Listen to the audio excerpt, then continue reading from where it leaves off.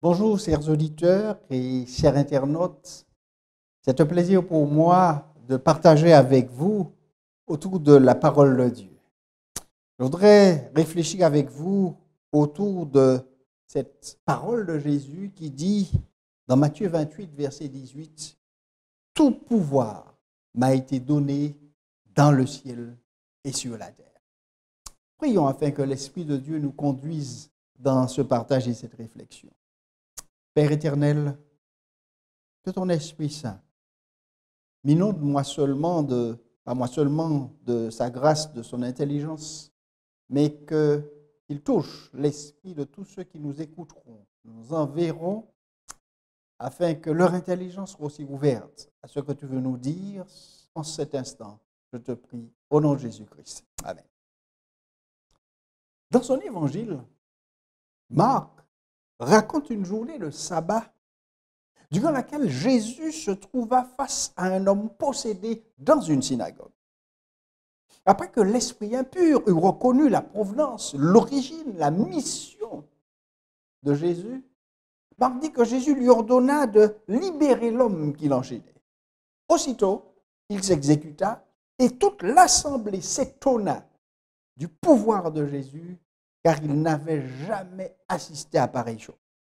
Jamais homme n'avait ainsi commandé avec tant d'autorité à des esprits impurs.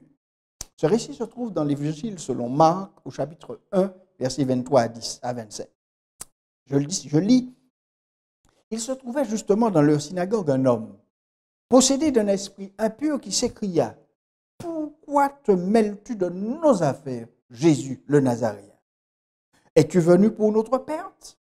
Je sais bien qui tu es, le Saint de Dieu. » Jésus le rabroie en disant, « Tais-toi et sors de cet homme. » L'esprit impur sortit de lui en le secouant violemment et en poussant un grand cri. Tous furent effrayés et ils débattaient entre eux. Qu'est-ce donc? Un enseignement nouveau? Et quelle autorité! Il commande même aux esprits impurs et ils lui obéissent. D'où lui vient ce pouvoir? Telle était la question de toute la foule rassemblée dans cette synagogue. Pareillement, au verset 30 à 34 du même évangile selon Marc au chapitre 1, Jésus exerce le pouvoir manifeste à l'encontre des maladies qu'il rencontre sur sa route. Alors, la question se pose, pourquoi, avant de quitter les disciples pour remonter auprès du Père, Jésus leur déclare, « Tout pouvoir m'a été donné dans le ciel et sur la terre. » Comment manquait-il au pouvoir de Jésus sur terre? Que lui manquait-il comme autorité? Jésus avait le pouvoir, quand on parcourt les évangiles, de chasser les esprits impurs et de guérir, tel que Matthieu le rapporte et les autres évangélistes aussi. Et lorsque Jésus va envoyer les disciples, Matthieu 10, verset 1 et Matthieu 12, 22, il envoie les disciples, il leur confie une mission, il leur donne l'autorité pour chasser les esprits impurs, guérir toutes les maladies et infirmités, et ceci sans aucune formule particulière, mais simplement en son nom. Matthieu 10, 1 dit, il appela ses 12 disciples et leur donna l'autorité pour chasser les esprits impurs et guérir toute maladie et toute infirmité. Jésus avait le pouvoir de pardonner les péchés. Marc 2, 3, 12. Il affirme qu'il a l'autorité sur terre pour remettre les péchés, pour offrir le pardon, tel qu'il le fit dans le cas de la femme adultère. Il lui remit ses péchés. Il avait un pouvoir d'enseigner, de convaincre, remarqué par tous, ce qui faisait la jalousie des scribes de l'époque. Parce que son enseignement était empreint d'une autorité inconnue jusqu'alors et remarquée de tous. Dans l'Évangile selon Matthieu, chapitre 7, versets 28 à 29, Matthieu dit, « Lorsque Jésus eut achevé ses discours, les foules étaient ébahies de son enseignement, car il instruisait comme quelqu'un qui a de l'autorité, et non pas comme leurs scribes, d'où la jalousie de ces hommes. En plus, Jésus pouvait ressusciter des morts. Oh, à plusieurs occasions, il le fit. Lorsqu'il rencontra et croisa sur sa route ce cortège funèbre qui emmenait ce fils de la veuve de Naïn à son lieu de sépulture, Jésus arrêta le funeste cortège et remit ce fils vivant à sa mère. Lorsque Jairus vint au-devant de lui, l'implora de guérir sa fille malade, Jésus alla chez lui et ramena cette fille que tous pensaient morte à la vie. Et puis, le comble de tout, son ami Lazare, malade, dont l'information lui est arrivée. Il attendit 4 jours. Ensuite, il se rendit à Béthanie. Et là, il se fit emmener devant le tombeau dans lequel Lazare avait été mis depuis 4 jours. Et le texte rapporte dans l'Évangile selon Jean chapitre 11, versets 40 à 44, que Jésus se tint devant et appela Lazare à sortir du tombeau. Et le mort sortit et dit, déliez-le. Il sortit sans aucune odeur, rien de particulier. On revit un Lazare encore plus neuf que celui qu'on avait déposé dans le tombeau. Jésus avait un pouvoir extraordinaire, celui d'accomplir des miracles. Et Jean, particulièrement dans son évangile, qualifie tous les miracles de Jésus de signes, ayant pour objectif d'indiquer qui il était et le rôle qu'il devait jouer, la mission qu'il avait en charge. Il commença à Cana en changeant l'eau en vin dans un mariage. Vin que reconnu, l'organisateur était meilleur que tout ce qui avait été servi jusqu'alors.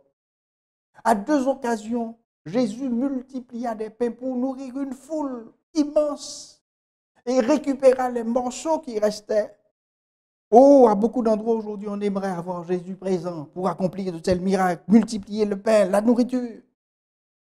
Mieux encore, il permit aux disciples de réaliser une pêche miraculeuse, du jamais vue, alors qu'ils avaient passé toute la nuit à pêcher.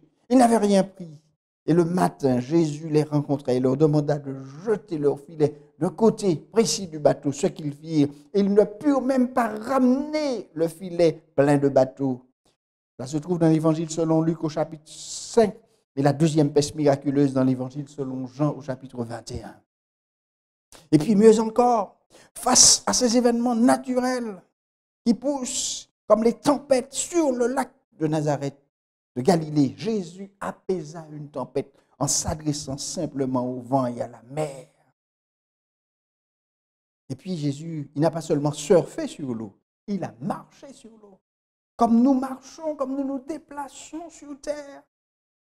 Chose impossible, incroyable à l'époque. Et puis, un autre miracle qu'il accomplit et que nous aimerions bien pouvoir réaliser en ce temps-ci. Il est rapporté dans l'Évangile selon Matthieu, chapitre 17, verset 24. Alors que Jésus était rentré dans une bourgade accompagné de Pierre, alors on lui réclama un impôt à payer. Et Jésus envoya Pierre jeter sa ligne au bord du lac afin qu'il ramène l'impôt tiré de la gueule du premier poisson. Oh, combien serions-nous heureux, alors que les impôts sont à payer, de pouvoir aller pêcher un bon accroupa et de lui retirer la somme demandée et ensuite de la remettre au précepteur. Oui, mes amis, tous les pouvoirs, toute l'autorité qu'un être humain puisse imaginer se trouvait concentrée dans la personne de Jésus. Pourtant, ce pouvoir était volontairement restreint, limité.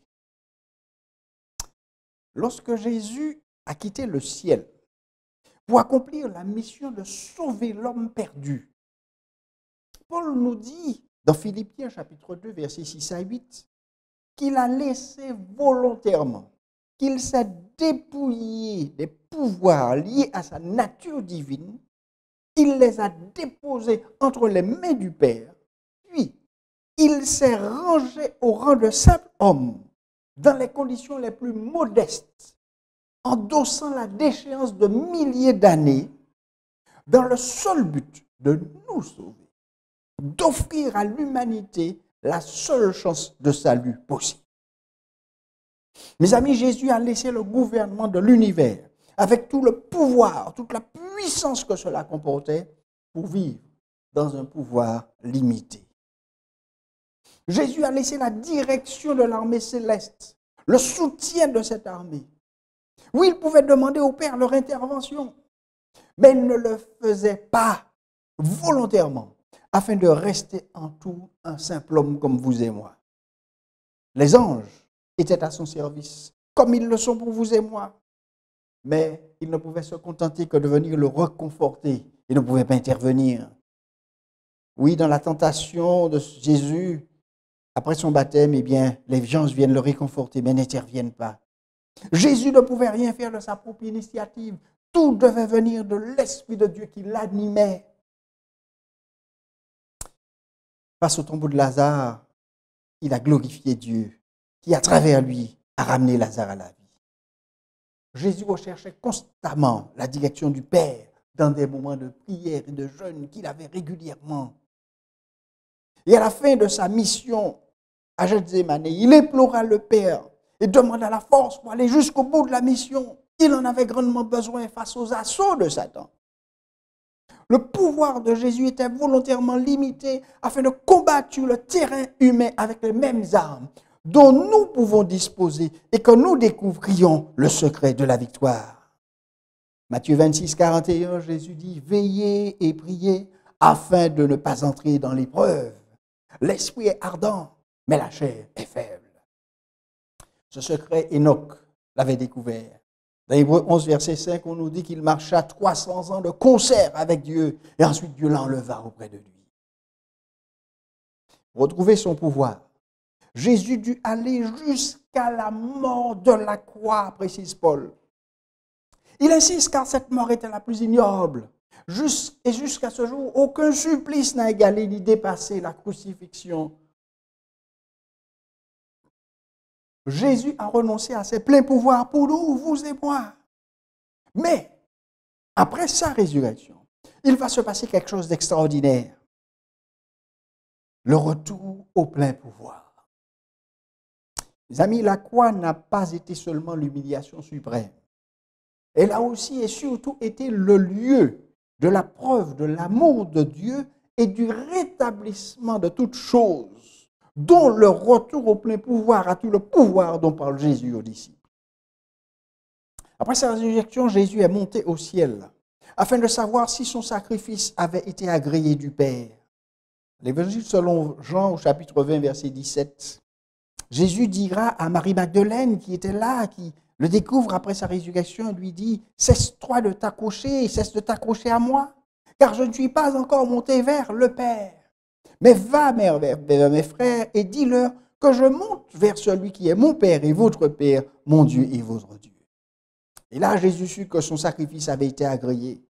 Et Paul dit que cela s'est passé, que le Père a reconnu, agréé la mission du Fils, qu'elle a été une victoire, et qu'il lui a remis à ce moment tous les pouvoirs, toute l'autorité qu'il possédait avant son incarnation. Il lui a transféré le pouvoir, l'autorité que Satan avait usurpé à Adam et Ève dans le jardin d'Éden. Et là, de plus, surélevé, dit le texte, comme maître souverain de l'univers, devant lequel tout genou, dans le ciel et sur la terre, doit s'incliner, doit fléchir. Philippiens 2, versets 8 à 11, voici ce que nous dit l'apôtre Paul. Il s'est abaissé lui-même en devenant obéissant jusqu'à la mort sur la croix. C'est pourquoi, la raison, Dieu l'a souverainement élevé et lui accordé le nom qui est au-dessus de tout nom, pour qu'au nom de Jésus, tout genou fléchisse dans les cieux, sur la terre et sous la terre, et que toute langue reconnaisse que Jésus-Christ est le Seigneur à la gloire de Dieu le Père. Quand Jésus se présente aux disciples, il le déclare que toute la puissance, tout le pouvoir de la divinité a été placé entre ses mains. Et surtout que nous, en tant que disciples, nous pouvons faire appel à ce pouvoir, et particulièrement dans le cadre du salut des âmes. Dès lors qu'il s'agit d'arracher une personne aux forces du mal dirigées par Satan. Où cela fut par les disciples. Pierre et Jean, tout de suite après, quand ils allaient au temple, eh bien, ils guérirent ce paralytique au nom de Jésus. Simon le magicien lui-même reconnut le pouvoir, la puissance qui avait été plus grande que celle qu'il exerçait. d'exorcistes juifs essayèrent d'utiliser ce pouvoir, le nom de Jésus, mais ils ne purent le faire. Acte 19, versets 13 à 17. Parce que le pouvoir de Jésus ne peut être invoqué sans une relation profonde avec Jésus. Mais les démons connaissent le pouvoir de Jésus et des disciples, et beaucoup d'hommes et de femmes acceptent Jésus comme sauveur et Seigneur après ce travail fait par Jésus.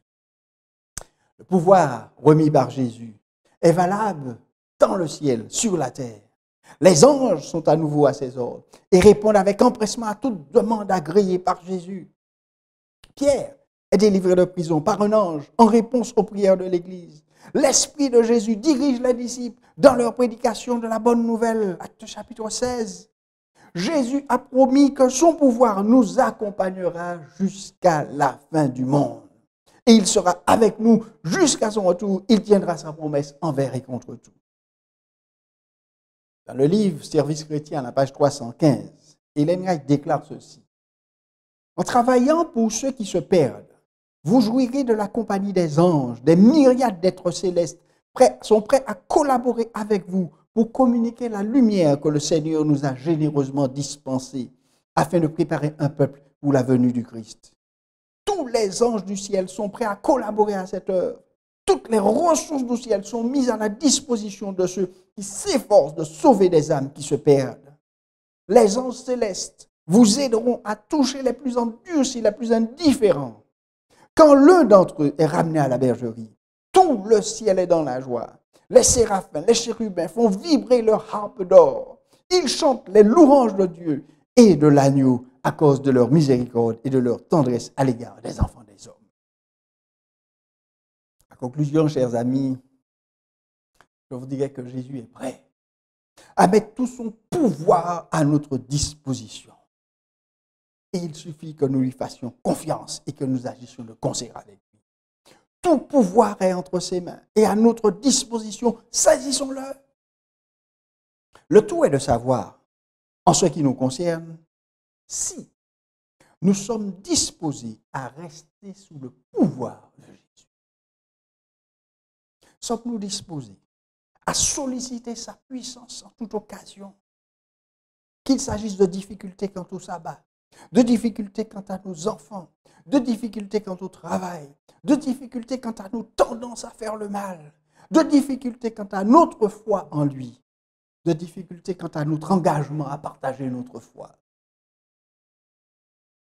Toute la question est là. Sommes-nous disposés, prêts à demeurer sous le pouvoir, sous l'autorité de Jésus et à nous laisser conduire par cette autorité? Puisse Dieu faire que chacun de vous, auditeurs, internautes, vous puissiez lui faire entièrement confiance et agir sous son pouvoir, son autorité, et accomplir la tâche qu'il nous a confiée afin d'être bientôt réunis avec lui. Prions ensemble. Merci Seigneur pour tout ce pouvoir que tu mets à notre disposition. Merci de cette confiance que tu nous fais en nous accordant ces pouvoirs. Mais surtout Seigneur, permets que chacun d'entre nous disposions notre esprit, notre être tout entier à être utilisé par ce pouvoir pour attirer d'autres à toi, afin que nous puissions bientôt être réunis avec toi et terminer la mission que tu nous as confiée. Ô Éternel, accorde-nous cette grâce. Ô, fais-le pour ta gloire, afin que la terre soit restaurée, que l'être humain soit restauré, que nous puissions vivre en toute harmonie avec toi. Ô, que ton pouvoir, ta grâce, ton autorité nous soient accordés et que ton nom soit glorifié, je t'ai prié au nom de Jésus-Christ. Amen.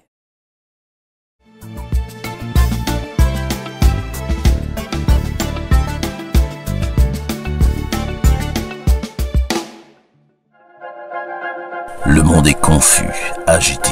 Aujourd'hui, l'humanité a accumulé suffisamment d'éléments destructeurs pour mettre fin à sa propre existence. Beaucoup aujourd'hui se sentent écrasés par une fatalité morbide. C'est le noir total. N'y a-t-il plus d'espoir ? Chaque jour sur la RJV, tu pourras te reconnecter à l'espoir. Voici ton Dieu, une émission pleine d'espoir et de joie. Voici ton Dieu, une présentation actualisée de la parole de Dieu. Tous les jours, à partir du 3 mai à 8h05, 12h15, 17h15 et 20h30. Une bouffée d'oxygène pour redécouvrir la vraie vie. Voici ton Dieu sur la RJV.